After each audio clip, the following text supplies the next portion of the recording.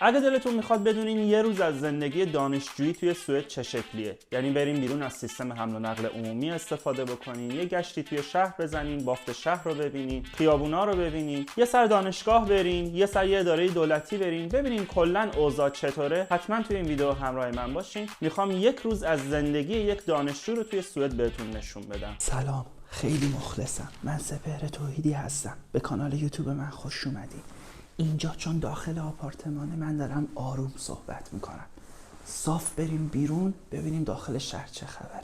خب همونطور که گفتم امروز میخوام چند ساعت زندگی دانشجویی رو بهتون نشون بدم. بریم تو شهر، اول از یه اتوبوس استفاده میکنیم که بریم مرکز شهر و بعدش هم کم کم دیگه همینجوری ولاگو پیش ببریم. اولین نکته‌ای که توی سوئد خیلی واقعا به چشم میاد توی این یک سال اولتون، یه سیستم حمل و نقل عمومیه که عالی کار میکنه. انصافا یه نرم افزار خیلی خوب داره که حالا الان بهتون روی ویدیو هم نشون میدم. میتونید قشنگ روی نرم افزار ببینید اتوبوسی که الان شما دنبالش هستین کجای نقشه است، چقدر دیگه بهتون میرسه. این خیلی واقعا نکته مثبتیه. چیزی که هست اینه که شما در هر نقطه‌ای از شهرهای سوئد، توی شهرهای متوسط و بزرگ خصوصا وقتی اقامت داشته باشی، در هر نقطه‌ای ماکسیمم 200 متر با یه ایستگاه اتوبوس یا قطار فاصله داری و توی ساعت‌های پرتردد این اتوبوس‌ها هر 10 دقیقه یه بار یا ماکسیمم هر 15 تا 20 دقیقه یک بار حرکت میکنن و این واقعا نکته مثبتیه. ببینید الان مثلا من میخوام اتوبوس شماره 4 رو بردارم، رو نقشه قشنگ دارم دنبالش میکنم ببینم الان کجاست.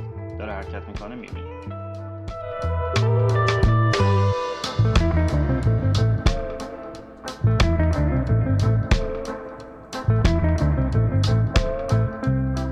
خب همونطور که دیدیم من از ساختمون اومدم بیرون. اینا ایستگاه اتوبوس من اونجاست. اینجا تو پیاده‌روها رو اگه دقت بکنی، مسیر دوچرخه ایشون و مسیر پیاده‌رو در 90% موارد جداه و با خیلی مراقب باشی از مسیر دوچرخه که میری. اونا ببین الان دوستامون دارن دوچرخه سواری میکنن، نخورن دوچرخه سوارا بهت. یه نکته خیلی خوبه دیگه اینه که جای جای شهر خصوصا نزدیک ایستگاه‌های اتوبوس همیشه جای پارک دوچرخه هست، همیشه. خب این هم اتوبوس ماست اومد، بریم سوارشیم ببینیم. داخل اتوبوس هم جالبه بهتون نشون بدم. اتوبوس‌های خیلی مدرنی دارن، بهتون نشون میدم.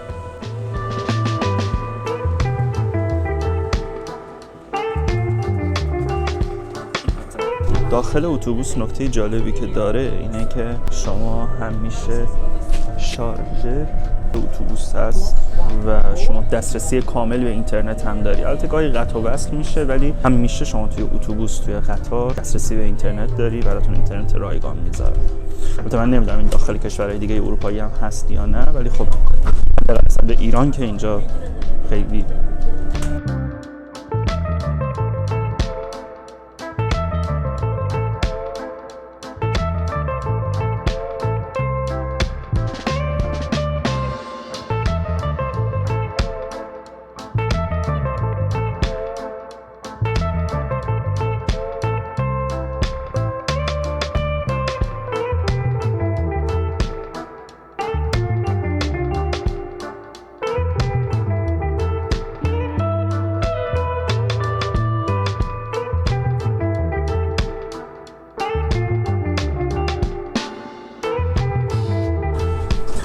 نکته جالب دیگه ای هم که اینجا داره اینه که توی همه اتوبوس‌ها همونطور که می‌بینید جای جداگانه برای واکر یا برای اینکه اگه کسی با ویلچر بیاد یا کالسکه بچه بیاد هم وجود داره.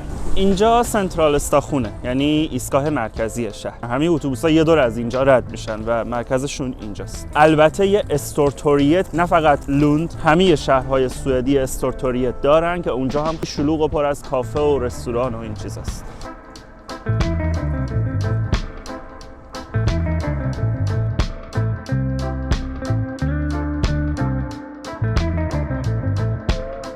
همونطوری که میبینید بافت شهر خیلی حالت قدیمی و تاریخی داره. یه نکته جالبی که توی سوئد وجود داره که بازم نمیدونم بقیه کشورهای اروپایی هم اینطور هستن یا نه، اینه که خب ما توی ایران خیلی سوپرمارکت‌های کوچیک کوچیک میبینیم، هر کی یه چیزی میخواد، ماستی چیزی میخواد، میری تا سر کوچه از یه فروشگاه میخری. اینجا خیلی کمه. یه فروشگاه‌های محدود پرس بیرون که اونم فقط جاهای محدودی هستن و تک و توک فروشگاه‌های خصوصی میبینی. اغلب فروشگاه‌های زنجیره‌ای مثل ایکا مثل ویلیز، مثل لیدل هستن که جای جای شهر هستن، مثل اون چیزایی که ما تو ایران داریم به عنوان فروشگاه‌های رفاه، کوروش، شهروند. و اینجا هم اغلب اینه، خیلی فروشگاه کوچیک نمی‌بینی برای خرید روزمرگیتون.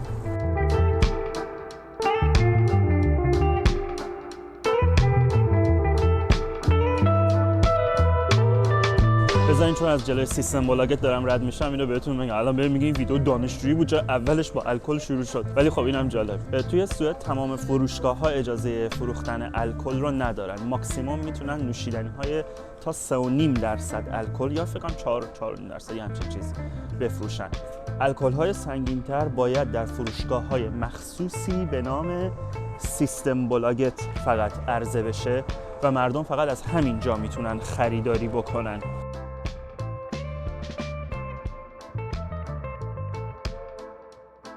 اسپرسو هاوس خیلی جالبیه، یه سری کافه‌های زنجیره‌ای ان توی همه شهرها وجود دارن. اینجا توی سوئد خیلی محبوبن. علیرغم کافه‌هایی که حالا به صورت خصوصی هستن، اینا کافه‌های زنجیره‌ای ان که خیلی مورد استقبال مردمن. اینجا توی سوئد شما اگه بخوای یه دونه قهوه بخوری، مثلا یه قهوه دمی بخوری 25 کرون، 20 کرون، 30 کرون. ولی اگه بخوای مثلا کاپوچینو، چیزایی که مثلا حالا یه خورده باید به قول خودشون گروش کار انجام بدن بخوری، مثلا 55 کرون، 60 کرون، 70 کرون، بستگی به نوع کافه‌ش و جاییه که هست.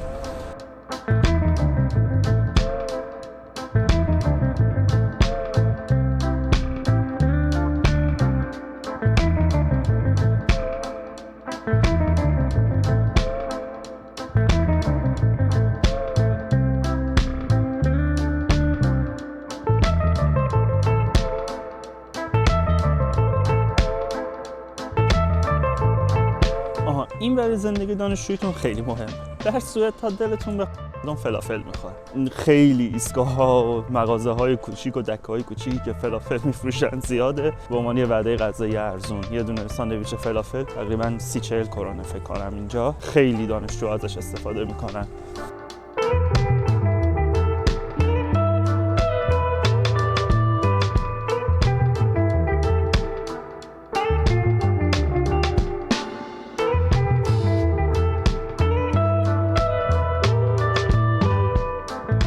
این فروشگاه‌ها خصوصاً برای اون کسایی که از ایران میان و هی میپرسن ما چی بیاریم چی نیاریم. معلومات یه تیکه دیگه‌شو بهتون نشون بدم که اینجا پشتش از شیشه معلومه.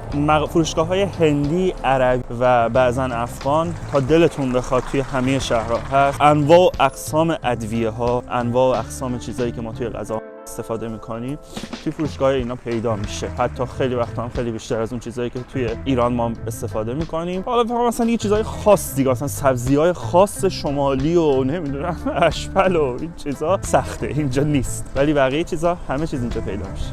فروشگاه‌های سکند هند، دست دوم فروشی خیلی زیاده داخل سوئد. بچه‌هایی که دانشجوان مخصوصا وقتی میان خیلی چیزا رو میتونن با قیمت پایین‌تر از اینجا خریداری بکنن.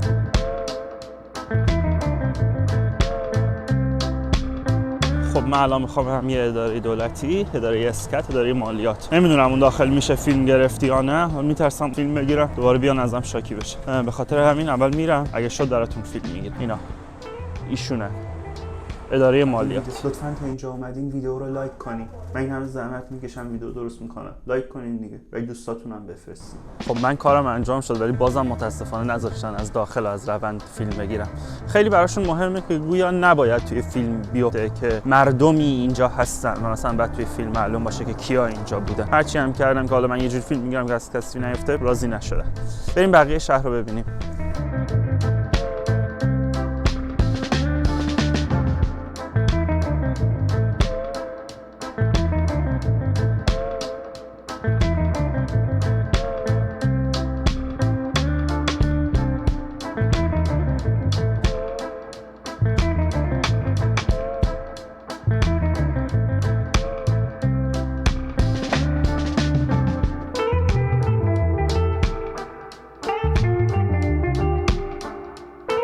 اینجاها وقتی که هوا خوب باشه خیلی باصفاست. مردم بیرون میشینن تو کافه و خیلی حس خوبی به آدم میده. تا الان چون هوا سرده، ساعت هم ساعتیه که اکثرا سر کارن، به خاطر همین کافه ها خلوته. اینجا کلیسای اصلی شهره. خیلی سخته که بخوام توی فیلم عظمتشو نشون بدم. واقعا خوفه واقعا خوفه.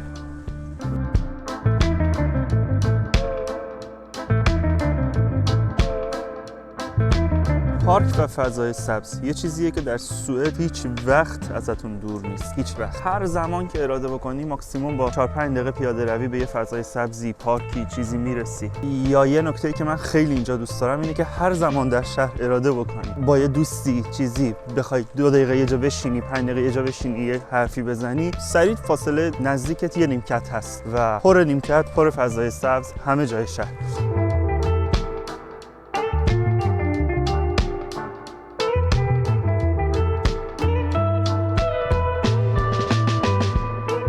بریم دانشگاه رو ببینیم. گفتم حالا زندگی دانشجویی، دانشگاه رو نشونتون بدم، امکانات دانشگاه رو. یه چرخی تو دانشگاه بزنیم، یه نمه ریز بارون هم داره میزنه، دست منم داره یخ میزنه. کی من میگه تو رو چه به یوتیوبری کردن آخه. بریم ببینیم. راستی من دارم دانشگاه رو نشون میدم چون دارم راجع به ورود تحصیلی احتمالاً تو این ویدیو صحبت میکنم.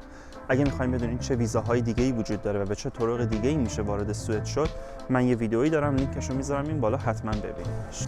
ما الان توی ساختمون دانشگاهیم. دانشکده‌های مختلف، جاهای مختلف. این محوطه خیلی بزرگ که یه شهریه واسه خودش وجود داره. که ما الان میخوایم بریم دانشکده زبان و ادبیات، چون بیشتر بچه‌های ایرانی که میان اینجا با کورس زبان میان، من فکر میکنم حداقل، و اینجا همیشه دانشجو ایرانی هم زیاد داره. این الان محوطه‌ایه که میره به سمت دانشکده زبان. اولین ساختمونی که میایین اینجا چشتون رو میگیره این کتابخونه بی‌نظیره. حالا باز الان فصل سرماست، یکم این فضای سبزی که بهش چسبوندن کم شده. این ساختمونه دانشکده زبان و ادبیات، سپروک و لیتراتور، و بریم داخلش.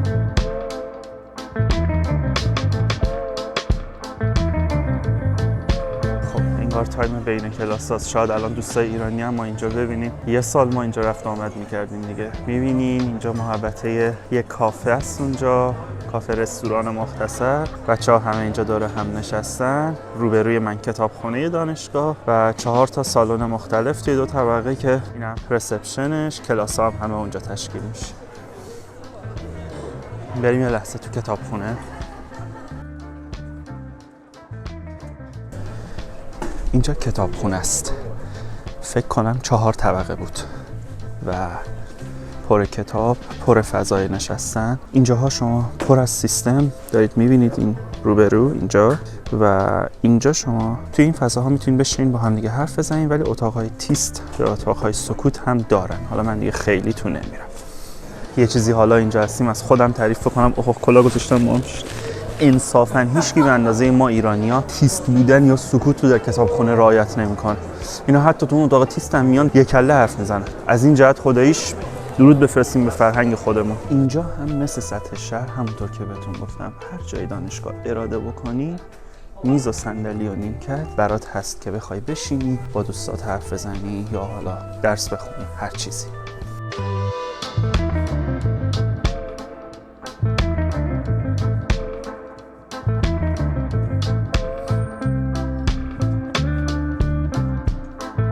یه نکته خیلی خوبه دیگه خدا وکیلی اینجا، این آشپزخونه دانشگاه است که شما می‌بینید پر ماکروویو، ظرفشویی، بچه‌هایی که برای خودشون غذا میارن بتونن راحت بیان غذاشون رو گرم کنن و اینجا بشینن غذاشون رو بخورن. خیلی خوبه. که من الان یادم اومد اون موقع اومده بودیم تو دانشگاه، برام جلب توجه کرده بود این بود که دانشگاه حتی اتاق استراحت هم داره که دانشجویی اگه بخواد مثلا بین کلاس‌ها بره یه نیم ساعت یه چرتی بزنه، یه استراحتی بکنه وجود داره. حالا اتاق هتلی نیست ولی یه تخت ساده و یه بالش ساده اونجا هست. یه نکته خیلی جالبی که من اون موقع اومدم برام خیلی جلب توجه کرد، خب ما طبق کاریکولوممون دیده بودم که هفته‌ای 40 ساعت مطالعه داریم. این هفته‌ای 40 ساعت آموزش داری توی دانشگاه. بعد وقتی برنامه کلاسیمون رو بهمون دادن دیدم من فقط هفته‌ای 20 ساعت باید برم سر کلاس. و وقتی از کوردیناتورمون پرسیدم شما گفته بودین هفته‌ای 40 ساعت، یعنی رو ساعت نوشته هفته‌ای 40 ساعت، چرا برنامه ما کلا هفته‌ای 20 ساعته؟ گفت خب 20 ساعتش ما به شما درس میدیم، 20 ساعتش شما باید خودتون بخونین دیگه. آدم دیگه بیشتر از هفته‌ای 40 ساعت که با درس درگیر نمیشه.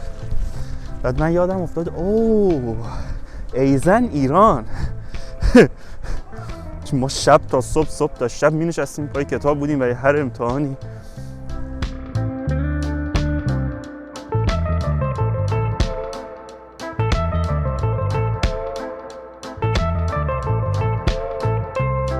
بچه‌ها ببخشید دیگه اگه داخل دانشگاه یا داخل محیطای بسته میرفتم فیلم‌ها اصلا کیفیتش خوب نمیشد، به خاطر اینکه همش ترس از این داشتم که اجازه نداشته باشم فیلم بگیرم بعد بیاد کسی چیزی بهم بگه یا اینکه اینا شکایت بکنن و حالا دور یا گوشی ما توقیف بشه. ولی به خاطر همین بود نمیتونستم از داخل دانشگاه خیلی مفصل براتون فیلم بگیرم، ولی فکر کنم کلیاتشو تونستم بهتون نشون بدم.